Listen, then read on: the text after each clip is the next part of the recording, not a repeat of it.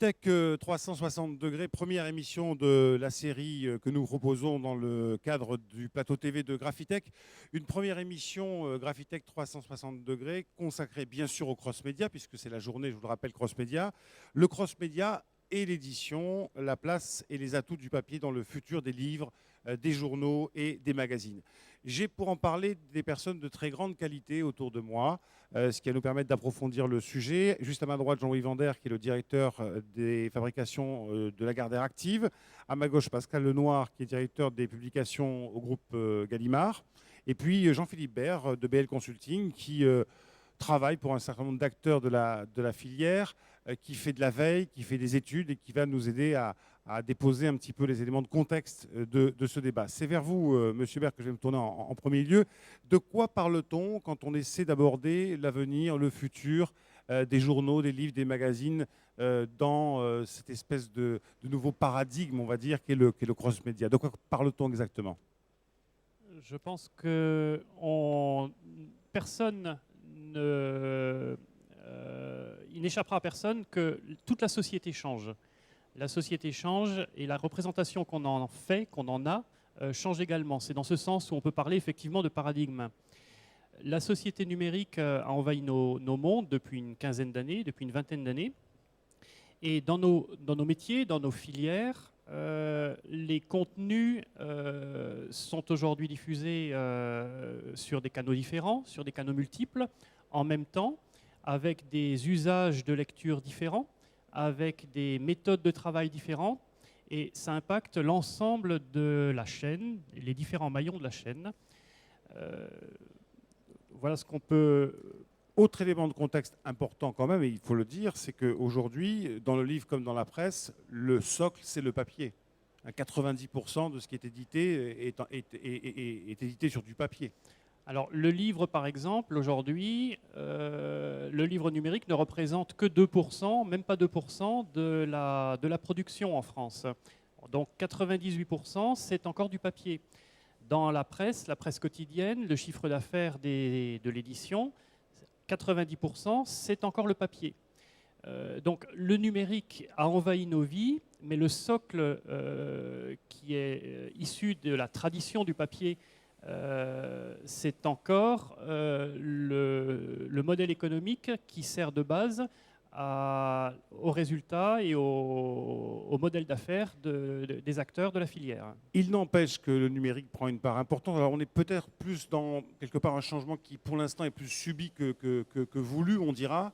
Reste quand même que ce soit Lagardère Active, on va parler, ou Gallimard, les grands acteurs du marché sont obligés de se re-questionner, de se remettre en question. Est-ce que l'Europe, par exemple, et la France en particulier, je dirais, est un petit peu, non pas en retard, mais a tendance un petit peu à traîner des pieds pour justement gérer cette mutation? Ou est-ce qu'on est finalement, comparé notamment à nos voisins, enfin aux États-Unis, outre-Atlantique, à ce qui se fait aux États-Unis, est-ce qu'on est un peu sur le même pied d'égalité? La situation des États-Unis est très différente de celle qu'on peut rencontrer en Europe. En matière de presse, les modèles de la presse sont essentiellement assis sur la publicité, par exemple. 80-90% du chiffre d'affaires de la presse quotidienne aux États-Unis provient de la publicité, alors qu'en Europe, on est plutôt aux alentours de 50%.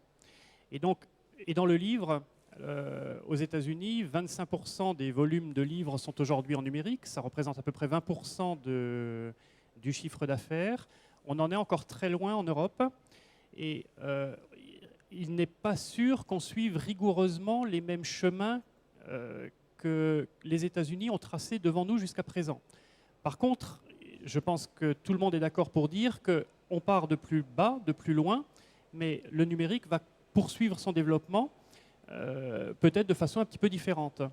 Et la France, en ce sens, est beaucoup plus proche de pays comme l'Allemagne ou la Hollande que le Royaume-Uni, par exemple, qui, lui, suit de plus proche, de plus près la voie des États-Unis. Jean-Louis Vander, vous êtes le directeur des fabrications de Lagardère Active. Quand on parle de numérique viable économiquement, on parle de monétisation. aujourd'hui, vous partagez cet avis que le problème majeur, c'est la monétisation des supports numériques. Tout à fait. Et ce qui est paradoxal pour suivre ce qui vient d'être dit, c'est que nous avons un taux de pénétration d'Internet en France, de câbles, de numérique très important, et qu'il y a un retard pris par rapport aux anglo-saxons sur cette pénétration numérique dans les médias. Alors effectivement, la monétisation, c'est la question. C'est la question fondamentale des groupes de presse, c'est la question fondamentale, je pense, de nos amis de chez Gallimard. On est tous axés, bien évidemment, depuis maintenant de nombreuses années sur le numérique. Pourquoi ? Parce qu'il y a des nouveaux usages. Mais il ne faut pas confondre aujourd'hui ces nouveaux usages qui souvent sont des vecteurs de médias, puisqu'on parle notamment des réseaux sociaux, mais ce ne sont pas forcément des vecteurs de savoir, ce sont des vecteurs d'information. Hein. Et ce qu'il faut, et le challenge aujourd'hui des grands éditeurs, de tous les éditeurs, je pense, c'est de pouvoir vivre avec ces nouveaux médias, avec ces nouveaux usages, avec ce cross-média, avec ces originalités, on en a vu sur le salon tout à l'heure de présenter, pour pouvoir s'adapter, alors qu'on sait qu'il y a une baisse de la publicité dans la presse magazine, qu'il y a une crise industrielle, il ne faut pas le cacher, et qu'il y a aussi une baisse des ventes. Maintenant, comme l'a dit monsieur, 95% des revenus sont encore le papier. Et pour Lagardère, 45%, c'est la publicité. Alors, on rappellera que Lagardère Active, c'est bien sûr la presse, c'est la radio, c'est la télévision. Si on s'attache uniquement à la presse et aux magazines, c'est le JDD, c'est Match, bien sûr, c'est Elle, Télé 7 jours pour parler que des poids lourds. Alors, par exemple, vous, bien Paris Match est sur, je dirais, une appli, Télé 7 jours aussi, le JDD, c'est plus compliqué parce qu'il faut s'abonner et c'est pas en libre accès. Et puis Elle, pas du tout. Donc vous avez entre guillemets, une conduite de cette affaire-là qui est un petit peu différente selon les titres. Parce que vous avez des marques à gérer. Tout à fait. Ça, c'est le produit de l'histoire. Hein. Nous, la fusion d'Hachette, de Philippe Aki, des histoires différentes. Et il y a une grande autonomie dans les rédactions. Et il est évident qu'on a une marque comme Elle avec 44 éditions sur 5 continents. On est leader mondial chez les féminins haut de gamme. On a effectivement des sites et on va aller de plus en plus vers du cross-média puisqu'il y a là tout un champ des possibles, notamment dans le e-commerce, parce qu'aujourd'hui, par exemple, un annonceur, un parfumeur, un joaillier, un grand annonceur de mode ne peut pas se passer de la presse magazine. Il ne peut pas se passer de la presse magazine. Maintenant, il est évident qu'ils nous font faire le relais entre ces lancements de nouveautés, grâce à la publicité, puisque les magazines restent un écrin pour l'ensemble de ces marques de joaillerie, de mode beauté, avec par exemple des podiums de défilés de mode, avec du e-commerce, car je pense qu'il y aura un vecteur de croissance pour la presse magazine, c'est le lien entre ces lecteurs et la possibilité d'acheter, c'est-à-dire faire de ces lecteurs des acheteurs, qui pose le problème donc de la gestion des bases de données, de la bonification des bases de données. Et je pense que là, nous avons tout un parcours à faire et qui se fait différemment selon qu'on s'appelle le JDD, Paris Match ou Elle.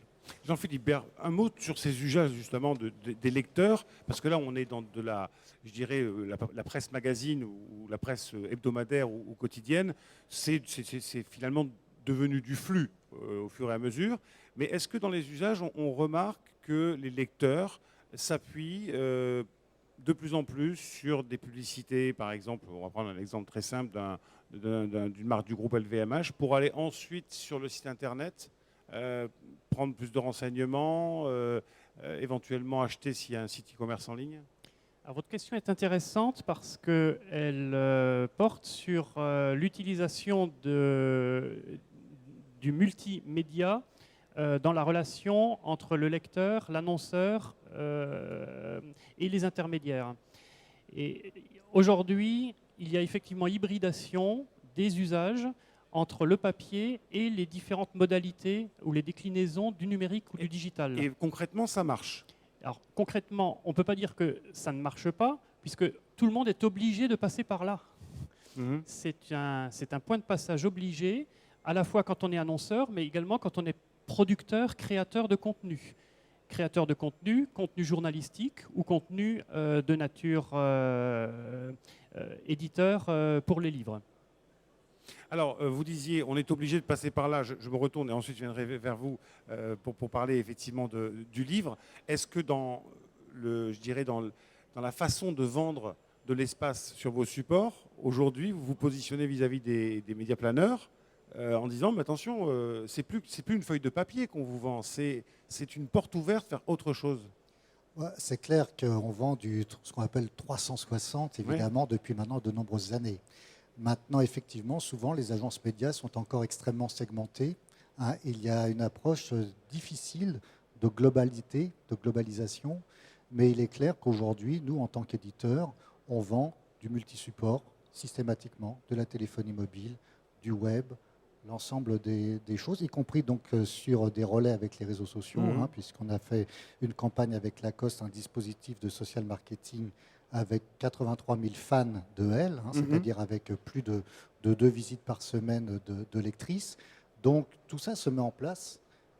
Il est clair que ça va prendre un grand essor. Voilà donc pour cette première approche sur la presse, journaux et magazines. On va se tourner vers vous, Pascal Lenoir, vous êtes le directeur de publication de Gallimard. Donc là, on rentre... Production. Pardon ? Production. De production. J'ai dit publication, je ne sais pas pourquoi, de production de Gallimard. On va essayer de comprendre un petit peu où en est le livre, l'édition. Pour simplifier, on aurait tendance à dire, le livre a encore quelques belles années devant lui, mais dans quelques années, c'est l'e-book qui remplacera tout. Est-ce que c'est trop simplificateur ou est-ce que je suis un petit peu dans le vrai aussi ? Le problème, c'est que de se projeter et de définir ce que sera l'avenir, c'est un peu compliqué. Malgré tout, on peut constater que le papier résiste en France, puisque les liseuses quand même existent depuis un certain temps. On a tendance à croire que la liseuse telle qu'elle existe aujourd'hui risque d'être supplantée par la tablette, puisque la tablette quand même offre d'autres avantages que simplement la lecture pour la liseuse. Ensuite, vous avez des typologies d'ouvrages qui sont extrêmement différents. Donc c'est vrai que l'avenir d'un guide, l'avenir d'un dictionnaire ou l'avenir d'un roman ne va pas se définir dans le temps, peut-être vers le numérique de la même façon. Donc il y a des ouvrages, les dictionnaires, on le sait très bien, les dictionnaires, les guides ont déjà passé le cap vers le numérique de façon extrêmement importante. La littérature, c'est déjà un peu plus difficile. On sent le lecteur très attaché au papier en France pour l'instant. Un mot sur la valeur du contenu, Jean-Philippe Bert, la valeur du contenu, que ce soit dans l'édition ou dans la presse. Le contenu, c'est quelque chose d'essentiel quand on s'intéresse à la filière.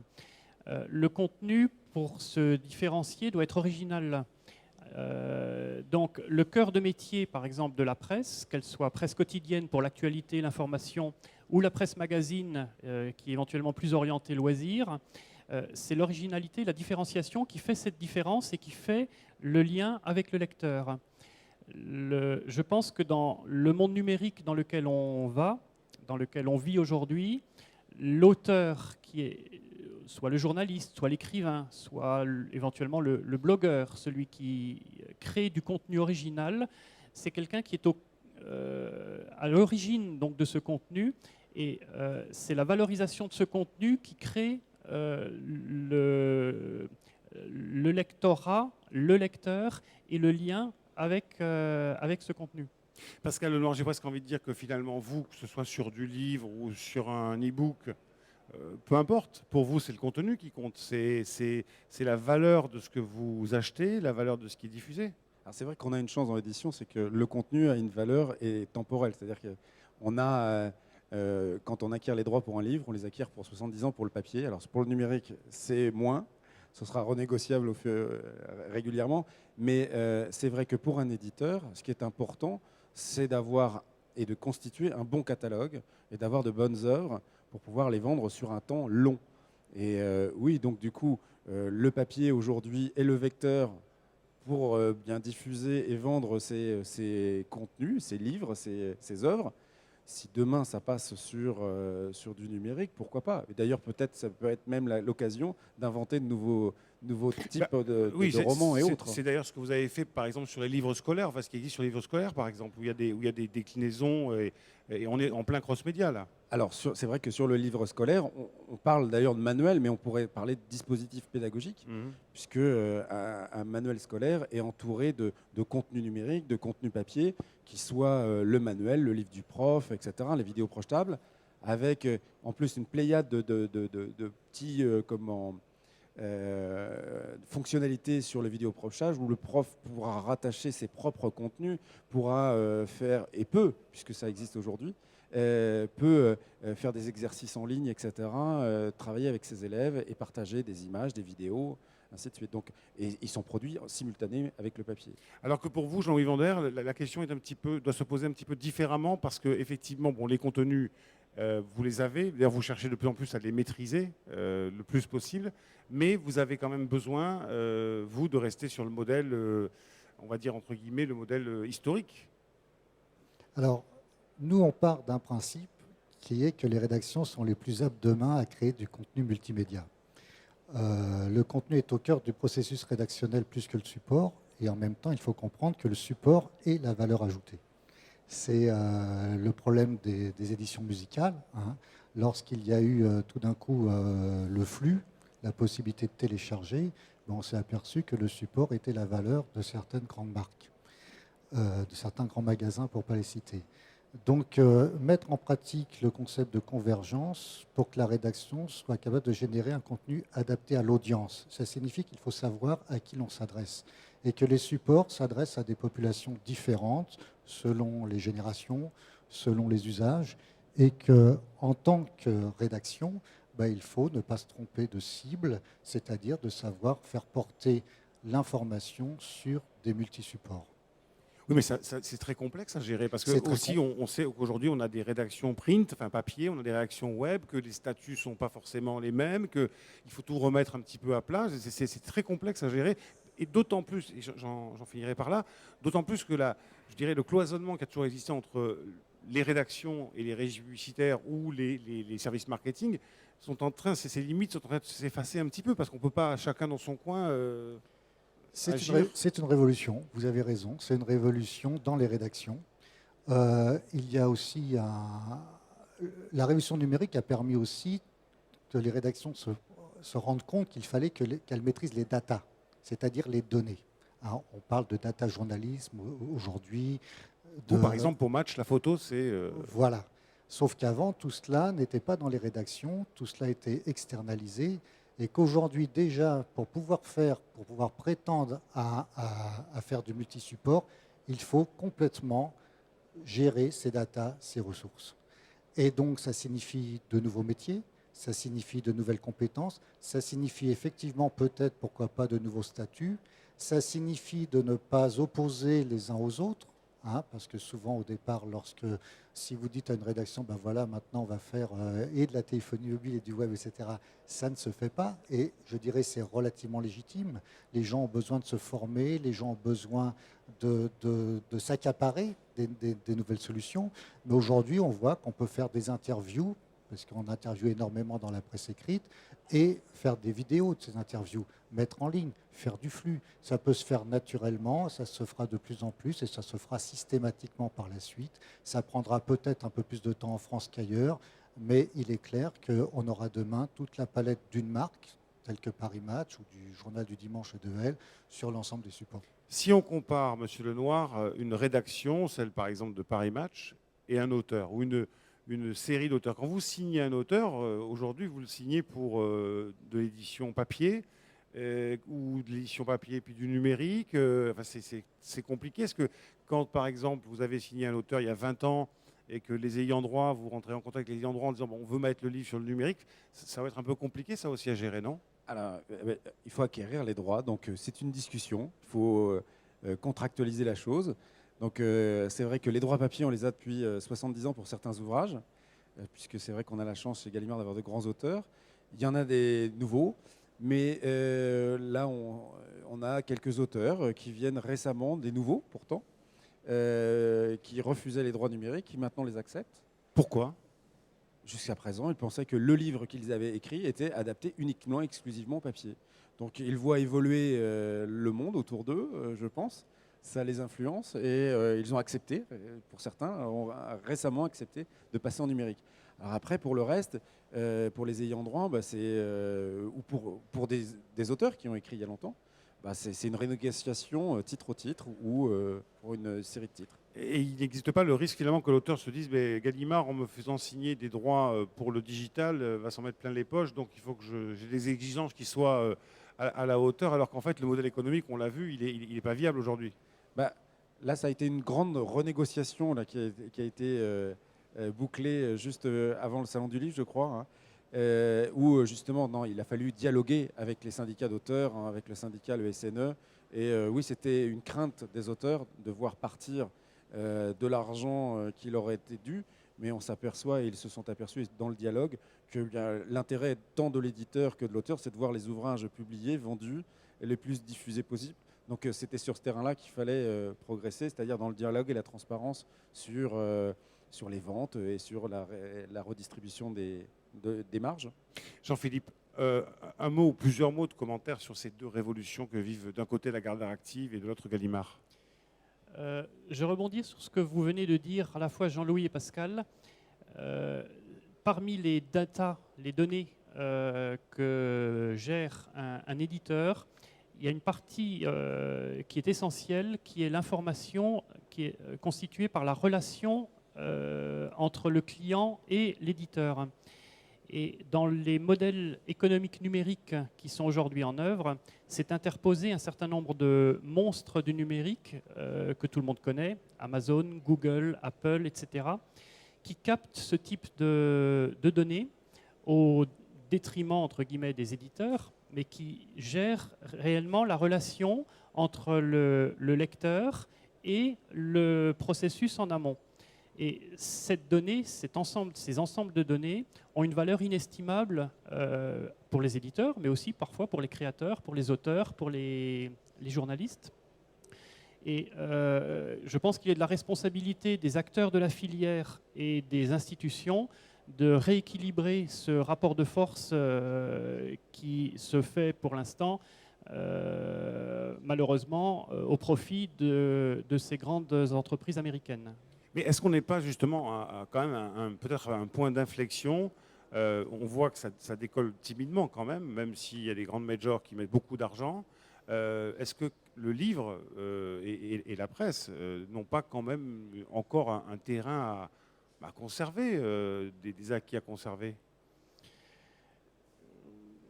J'imagine assez mal, pardon de développer, qu'on passe dans les 10 ans à venir au tout numérique et que le papier perde complètement sa place. Il n'y a pas un moment donné où on va équilibrer les choses. Il y aura effectivement les usages nouveaux numériques et puis des usages plus traditionnels. Comme l'a dit Pascal tout à l'heure, certaines catégories de contenus vont basculer entièrement sur le numérique. Je pense essentiellement à des contenus qui sont de nature de flux, en fait. L'information, l'actualité va basculer en grande partie vers le numérique. La fiction de gare a déjà basculé aux États-Unis, c'est le premier secteur concerné, vers les liseuses et les tablettes. Le papier conserve son prestige et on peut y apporter, on l'a vu sur le salon, des ennoblissements. Il y a un rapport au papier qui est différent du rapport au numérique. Et donc l'équilibrage va se faire dans les années qui viennent avec effectivement un renforcement du numérique, mais sans disparition du papier. Je pense que tous les acteurs de la filière aujourd'hui sont unanimes pour le dire. Oui, allez-y. Je voulais juste dire pour le livre, il y a quand même une chose qui est importante, c'est l'attitude du lecteur par rapport à son support. Vous avez aujourd'hui une liseuse qui est la copie du livre en numérique, où vous avez quand même un lecteur qui rentre dans un livre. La lecture nécessite du temps, nécessite de l'isolement. Et pour pouvoir passer sur un contenu qui est linéaire et où on ne va pas être perturbé par de la publicité, perturbé par des pop-up, voilà, etc. Ça, le papier et la liseuse le permettent. Maintenant, la tablette est en train de prendre le pas là-dessus. Et que va devenir la lecture? C'est là où, en fait, où est la vraie question pour le livre. c'est que va devenir la lecture. Si la tablette l'emporte, c'est clair que vous avez les emails, vous avez les jeux, vous avez la presse, vous avez tout ça qui va venir en confrontation. On risque là peut-être de voir des usages diminuer sur la lecture. Et là, ce ne sera plus une question papier, contenu, etc. C'est une question d'usage, de nouvelles sociétés qui se développent et qui développent sa pratique de lecture sur des tablettes. Jean-Louis Vander. Alors, je voulais dire déjà que sur les tablettes, la lecture de la presse, c'est le 4e usage. Ce n'est pas le premier. Donc, c'est déjà intéressant de le savoir. Deuxièmement, je pense que le papier ou la liseuse, c'est-à-dire ce qui n'est pas rétro-éclairé, c'est plus adapté à la lecture profonde, à la mémorisation, au savoir, à la connaissance. C'est vraiment tout ce qui est fait, l'humanité passe par le livre. Et ça, je crois que c'est important parce que l'écriture, le livre, c'est porteur de valeurs, c'est porteur de la démocratie. Et souvent, on voit, lorsqu'on voit des révolutions, on dit réseaux sociaux. Les réseaux sociaux, c'est pour appeler à des manifestations, c'est de l'information, c'est du 21 signes, c'est tout ce qu'on veut, etc. Mais il ne reste pas moins que la liberté de la presse, c'est-à-dire la possibilité d'avoir des journaux, des magazines, c'est le facteur essentiel pour savoir si une société est démocratique, avec, j'ajouterais, la place des femmes dans la société. Donc le papier ne disparaîtra pas, fort heureusement. Il va y avoir bien évidemment la montée en puissance du numérique. Je voudrais donner quand même une petite information qu'on oublie. C'est le bilan carbone de l'iPad qui est de 130 à 170 kg équivalent CO2 contre un livre qui est entre 1,3 kg et 7 kg de CO2. C'est-à-dire qu'une tablette, un iPad a 3 ans, 4 ans d'obsolescence. Un livre, c'est relativement, quasiment, je vais être gentil, éternel. Et pour que l'iPad soit compétitif, il faudrait lire 20 ouvrages dessus. D'accord ? Et les Français en lisent 9 en moyenne par an. Donc je crois que, évidemment, c'est ludique. Évidemment, les nouvelles générations, les enfants, par le jeu, la tablette était faite au départ, entre nous soit dit, pour le cartable scolaire aux États-Unis. Donc c'est un formidable moyen d'éducation. Maintenant, le livre restera pour moi un vecteur essentiel, avec aussi sa sensualité. Puis je vais ajouter quelque chose qu'on oublie. Dans un livre, un magazine, il n'y a pas de batterie, il n'y a pas de fil. Ça paraît bête, mais c'est quand même un vecteur d'autonomie important. J'aimerais qu'on évoque quand même le modèle américain, Newsplex, avec tout ce que les grands titres ont lancé, qui a connu des fortunes diverses. On peut dire que ça peut très bien marcher, parce que d'abord, ça dépend des échelles. Est-ce qu'en France, il y a des titres, selon vous, qui se posent aujourd'hui la question de dire, ben voilà, on n'a pas assez de revenus publicitaires, il faut changer complètement de façon de fonctionner, et on se met uniquement sur Internet, sur le numérique? On voit aujourd'hui qu'il y a eu, de par le monde, effectivement, des magazines, comme vous dites, avec des succès mitigés, qui ont décidé de devenir tout numérique et qui sont, aux États-Unis notamment, qui ont arrêté l'expérience. En France, il n'y a pas ce type de révolution, je ne crois pas en tout cas, mais on s'aperçoit qu'il y a une évolution en tous les cas des magazines qui refont toutes leurs nouvelles formules aujourd'hui, qui essayent d'être plus dynamiques, qui essayent d'être plus créatives. Et je voudrais aborder aussi le fait que, justement, on a, dans un groupe de presse tel que nôtre, des pure players. Des pure players, c'est-à-dire véritablement des sites qui ne correspondent pas à nos marques traditionnelles, à nos titres traditionnels, parce qu'on pense qu'à terme, de toute façon, il y aura des convergences, y compris entre ces pure players, entre ces acheteurs, entre ces lecteurs, parce qu'on peut effectivement faire des coupes sociologiques, comportementales, et s'apercevoir qu'il y a un marché des femmes, des jeunes, des CSP+, etc., etc. Et je ne suis pas marketeur, donc je ne vais pas du tout parler de ça, mais en tous les cas, la convergence, c'est aussi bien connaître à qui l'on s'adresse. Et on a des pure players. Aujourd'hui, il y a des sites, ce qu'on appelait les sites compagnons. On s'aperçoit que ça, c'est pas terrible. C'est-à-dire si vous mettez l'équivalent de ce que vous faites en papier sur un site web, les gens n'ont pas vraiment d'intérêt. Donc c'est une nouvelle écriture. Aujourd'hui, on s'aperçoit que c'est la vidéo qui est quelque chose sur lequel nous avons du retard en France au niveau publicitaire. Mais l'habitude des jeunes, c'est effectivement l'image animée plus que l'image fixe maintenant. Et il est clair que je pense que avec le Newsplex, c'est-à-dire ce sont des salles de rédaction aux États-Unis, à Boston notamment, ou en Suisse, où il y a dans une même rédaction des gens qui font du web, des gens qui font du print. Tout ça est géré de façon ergonomique avec des directeurs de rédaction qui disent on va faire l'embargo sur cette information concernant le papier, on va tout de suite la lancer sur le web ou sur la téléphonie mobile. Ensuite, on va la relayer, on va approfondir sur le papier. Tout cela existe et je pense qu'effectivement, c'est quelque chose d'avenir. Jean-Philippe Bert, 2 mots sur ce qu'on pourrait appeler l'exception culturelle française, avec 2 exemples. D'un côté, Mediapart, qui est un journal qui fonctionne. Alors, je n'ai pas assez de connaissances du modèle pour vous dire comment Edwy Plenel paye ses journalistes, mais enfin, peu importe, en tout cas, ça fonctionne. Et puis, le Canard enchaîné. Voilà, ça, c'est 2 exemples qui sont un peu antagonistes. Canard enchaîné, qui n'est sur aucune application mobile, hein, c'est ça. Quel commentaire on peut apporter à ces 2 exemples qui sont très franco-français d'un côté, le Canard enchaîné, on sait pourquoi, puis Mediapart qui est un petit peu le révélateur de toutes les infamies de la classe politique française depuis quelques années. Mais c'est peut-être l'illustration que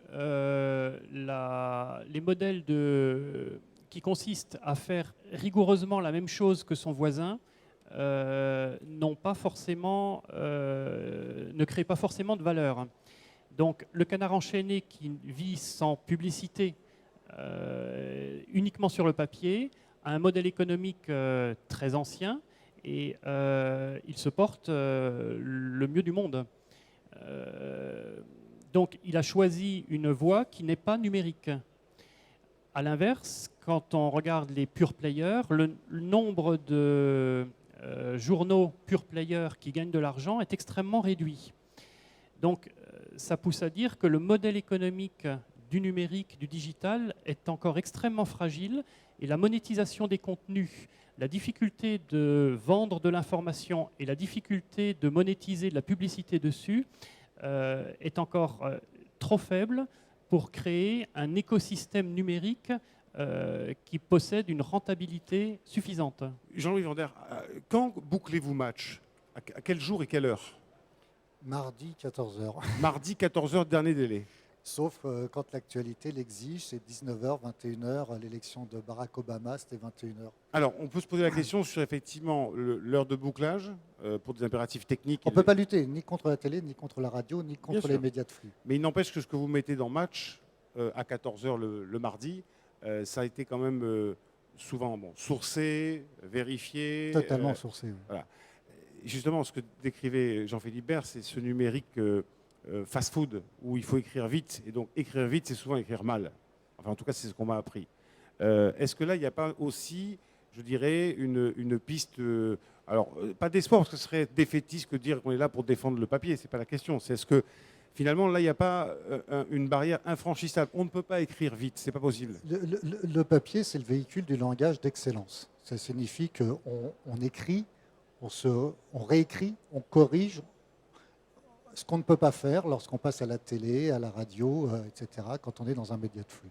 Donc effectivement, on va aller de plus en plus vers, je pense, des formats différents. Des formats différents, j'entends dans quotidien, hebdomadaire, mensuel. Hein, c'est-à-dire qu'il y aura peut-être moins de quotidiens, il y aura peut-être moins d'hebdomadaires, beaucoup plus de mensuels, densifiés, y compris qualitativement, avec du savoir, avec de l'analyse, avec du recul. Ça, c'est ce que ne peut pas apporter les médias de flux et ne pourront jamais apporter les médias de flux. Et puis on peut, je dirais, faire la même réflexion et s'interroger de la même façon pour le livre. Les usages changent. On lit. Vous me disiez en préparant cette émission qu'un gros lecteur, c'est en moyenne 20 livres par an après. Hein. Oui, 25 livres par an. Et que le constat, c'est que le temps de lecture diminue chaque année. On a perdu 1 heure de lecture sur les 3 dernières années en livres, oui. Les gens lisent moins. Donc ça veut dire que mécaniquement, les gens lisent moins, donc logiquement achètent moins de livres ou mettent plus de temps à les lire. C'est-à-dire qu'ils commencent un livre et puis ils le posent et puis ils le reprennent un an après. Ça, le modèle économique, là aussi, il est en train de changer, non pas par la technologie, mais par les usages, enfin, qui sont liés aussi à la technologie, parce que pendant qu'on ne lit pas, on fait autre chose. On est sur son ordinateur, sur son iPad. Le livre, on a la chance, c'est que ça peut être aussi un cadeau. Donc, on peut l'acheter et l'offrir à quelqu'un pour qu'il lise. Donc on sait quand même qu'il y a pas mal d'ouvrages, en tout cas en fin d'année, qui sont achetés pour du cadeau. Donc ça permet aussi de se dire que le temps de lecture n'est pas seulement le seul moyen de mesurer notre capacité à survivre au monde du numérique. Mais non, il va falloir s'adapter, c'est clair. Il va falloir comprendre, et ça c'est la problématique de l'éditeur. Alors la presse a un lien plus direct avec son lecteur. Mais l'éditeur, vous avez toute la distribution, diffusion et le libraire, voire des gros acteurs nouveaux comme Amazon, Apple, qui mesurent et qui sont capables de mesurer. Alors les nouveaux acteurs le mesurent de façon efficace avec des algorithmes, etc., où ils vont aller mesurer du comportement. Le libraire, lui, crée du lien. Oui, il recommande de livres. Alors, voilà. c'est de l'affect. Donc, ça, c'est pas mesurable. Mais en tout cas, ça permet des ventes, ça permet un lien.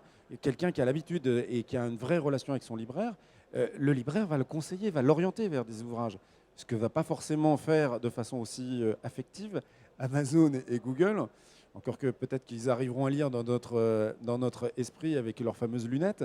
Mais voilà, en tout cas, il le mesure. Nous, Cela c'est dit, vrai le kiosquier, vu le nombre de titres qu'il a peut pas. aussi à vendre, il est incapable de faire de la préconisation. C'est la différence, c'est vrai, je pense, dans la manière de vendre du physique entre le livre et le papier, c'est que le kiosquier, malheureusement, aujourd'hui, vu le nombre de références, c'est plus de 2000, je crois, par mois, beaucoup plus. Donc, il ne peut pas lire, il peut pas ou peut conseiller. C'est vrai que par contre, le libraire, il y a quand même une capacité de pouvoir lire et donc de conseiller après son lecteur. Et puis, on a tous des outils maintenant. On leur envoie aussi des ouvrages en EPUB pour qu'ils puissent lire les ouvrages avant sortie. En résumé, Jean-Philippe Bert, Monsieur Vander disait des hebdos passeront peut-être en mensuel, des quotidiens passeront peut-être en hebdomadaire, donc il y a de la rareté qui va s'installer. Là, le livre, eh ben, vous êtes, et je ne pense pas me tromper en le disant, assez suiviste parce que vous n'avez pas moyen d'agir sur les comportements et c'est les acteurs, les diffuseurs qui vont vous donner le chemin à suivre. Finalement, on est dans un changement de modèle déjà dans le produit qu'on propose. Ça va changer. Il n'est pas du tout dit, et j'attends votre commentaire, que le produit disparaisse. Absolument. Et votre question renvoie à la temporalité, à la question de la temporalité. Aujourd'hui, la PHR, par exemple, se porte mieux que la PQN. Pourquoi ? Parce que lorsque vous avez un contenu une fois par semaine, vous pouvez prendre le temps de le lire le week-end, la semaine, de le diffuser au sein de la famille. Et on ne se situe pas dans un flux continu d'informations zappables et redondantes sur les différents supports qu'on croise au fil de la journée. Donc cette question au temps est essentielle parce que les journées n'ont que 24 heures pour tout le monde. Et la lecture, que ce soit le livre, ou le magazine ou le journal, sont en concurrence avec la télévision, avec le jeu, avec la vie familiale et les autres activités de la famille. Et le monde numérique a envahi quelque part nos vies en rognant sur la consommation ou l'usage de la lecture considérée comme traditionnelle. On peut quand même constater un certain paradoxe. On parle de difficultés de la filière graphique, mais en même temps, on n'a jamais autant lu. On n'a jamais autant créé de textes et d'écrits. Il est paradoxal qu'au moment où on multiplie cet écrit, on met en difficulté les acteurs de la filière et les acteurs du papier. Nous sommes presque arrivés à la fin de cette émission. C'est passé très vite. Je voudrais un mot de conclusion de votre part, Jean-Louis Vander, et vous, Pascal Lenoir. Un mot de conclusion, ce n'est pas le mien, c'est celui de Michel Serres qui dit « Ce n'est pas parce que l'on a écrit que l'on a cessé de parler, ce n'est pas parce qu'on a imprimé que l'on a cessé d'écrire, ce n'est pas parce qu'on a Internet que l'on arrêtera d'imprimer. » Donc je pense que tout est dit. Pascal Lenoir. Peu de choses à rajouter. Non, c'est vrai que voilà, l'écrit, on n'a rien vu disparaître. On a vu des choses s'ajouter les unes aux autres. Je pense que voilà, la presse a le grand jour, le livre a de grands jours devant lui, les écrivains, tout le monde, les lecteurs a plein de choses à découvrir avec les nouveaux outils et à compléter ses usages. Et beaucoup de plaisir à venir. Messieurs, merci beaucoup. Et je note effectivement que les médias ne chassent pas d'autres médias. Il y en a qui naissent, qui meurent. Il y a une espèce de long cycle de vie des médias, que ce soit en presse ou dans l'édition. Et donc, la conclusion qu'on peut tirer, c'est que finalement, le papier a encore de beaux atouts, même si l'avenir est un petit peu incertain. Merci beaucoup à vous. C'est la fin de cette émission Graphitech 360 degrés. À bientôt.